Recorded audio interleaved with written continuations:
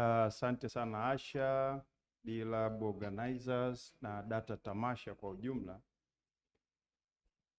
Najua is it English or Kiswahili? It's whatever. Kiswahili, Kiingereza, yeah. They always say the hunters sometimes get to become the hunted. Sasa, being a journalist for far too long, and today you are asked to be a keynote speaker, then you become the hunted.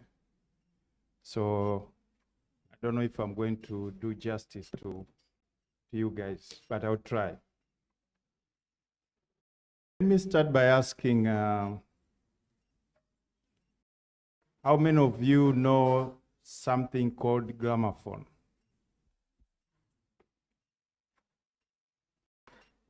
Oh, are you that old? Radio cassette? Hata unajua. Tape recorder? Okay. Let's park that for a moment. So our topic today is the role of data journalism in the digital economy. So if you look at that title or that topic, you get at least 4 keywords or concepts. One is journalism, the other one is data, the third one is data journalism, and you have digital economy. So I'll try and explain a little bit, not define them exactly, but I'll borrow from some of the known institutions which have defined these concepts.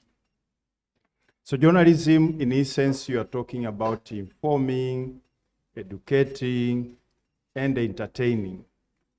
And of recent, we are coming to terms with the need to interpret the information we are getting. When you talk of data, Oxford defines it as facts and statistics collected together for reference or analysis. And if I learn quickly to digital economy, borrowing it from Deloitte, they say it's the economic activity that results from billions of everyday online connections among people, businesses, devices, data, and the processes. So that gives us some understanding of what is digital economy. Now, coming to data journalism, I want to take it this way. One, if I told you, or I wrote on the board 500, what does that represent? A figure of 500. Darasa mtapata sifuri wote. That's just data, isn't it? But when I say 500 kilometers, that becomes information. You put it to use, then you get knowledge. What is knowledge in this context? Knowledge then becomes, when I say 500 kilometers, is quite a distance. So can you walk 500 kilometers? Probably not.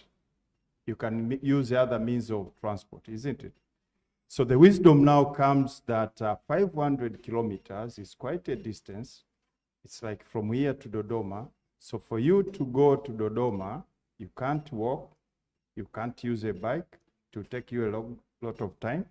So maybe you use a car, then you become wise. You have moved from having 500 a number, processing it to become information. It's 500 kilometers.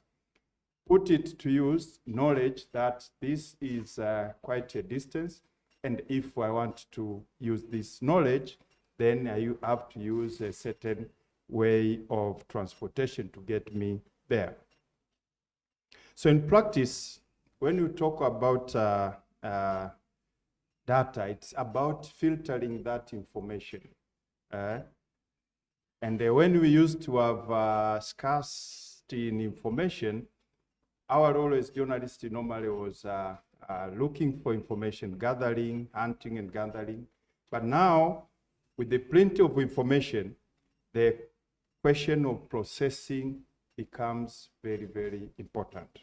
And why do you need to process that information? You need to process that information to make sense and get some structure out of this data you are collecting. But also it enables you to present what matters, what is relevant to your customer or consumer or the people you are creating that data for. So in essence, this is a science. It's a science because whatever information will be processing, it is verifiable. You have to verify, and someone can go and make reference from that. So how does that connect now with the data journalism? I think it gives us an opportunity to start telling, if we have not started, telling stories in a different way. It talks about the role of the media in development. How do we set the agenda? How do we push for evidence-based reporting? How do we use data to reinforce accountability in the digital economy we are talking about, or in any other form of development? Also gives us an opportunity to fact check. With plenty of information, definitely with fake news and what have you, the role of the media now becomes also very important when it comes to verification and fact checking. And the other thing which comes from this opportunity we are seeing on that, from data journalism is creating the future. In the past, for you to do a story, you have to go out, look for a source. But now you can stay in the office, bury yourself in that computer, and come up with a lot of information which you can process and do that story. Of course, you'll have to get some fresh quotes to make your story more palatable. So with a lot of information, the audiences, the consumers, now they are struggling with how do they prioritize things. So looking at policy formulation, for instance, do we have a way of looking at these policies if they are really talking to the needs of our society? Are they really solving the problems which are affecting our societies?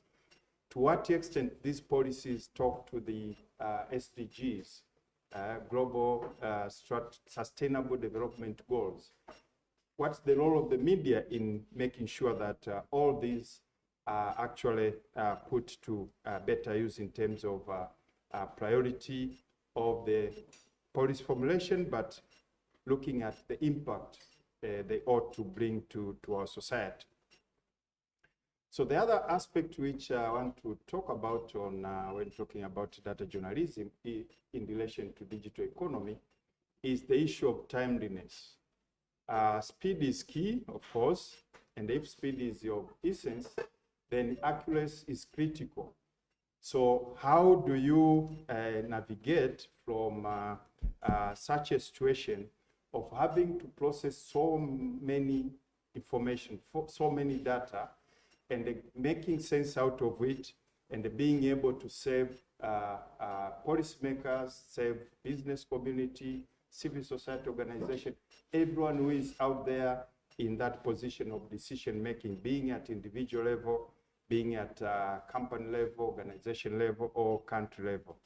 For that to happen, then newsroom need to change to be able to do that quickly. So you're talking of the need for a newsroom not to rely solely on journalists alone. We need to have researchers in our newsroom. We need to have economists in our newsroom. We need to have data engineer in our newsroom. We need to have data analysts in our newsroom. We need to have business analysts, and the list goes on and on. So these ones, if they come together, they come with the expertise of their respective fields, and the journalists team up with these experts to now present that information in a more suitable way, which will make its consumption to be much easier. But the other way of doing it is through partnership and collaboration. Newsrooms, they can't have all the skills or the resources or the tools. So when you talk of partnership and collaboration, being Mwananchi Communication, we shouldn't be bragging like we are too big to partner with startups and what have you.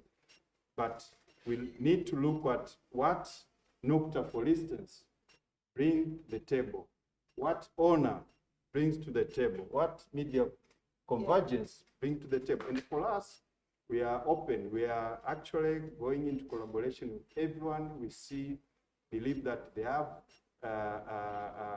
expertise, they have knowledge which we don't have in our operation, and we go into partnership with them, and together we have that synergy which makes us going. The other way of using this is through technology now, to be able to process information quickly and be able to make meaning out of it and disseminate it timely.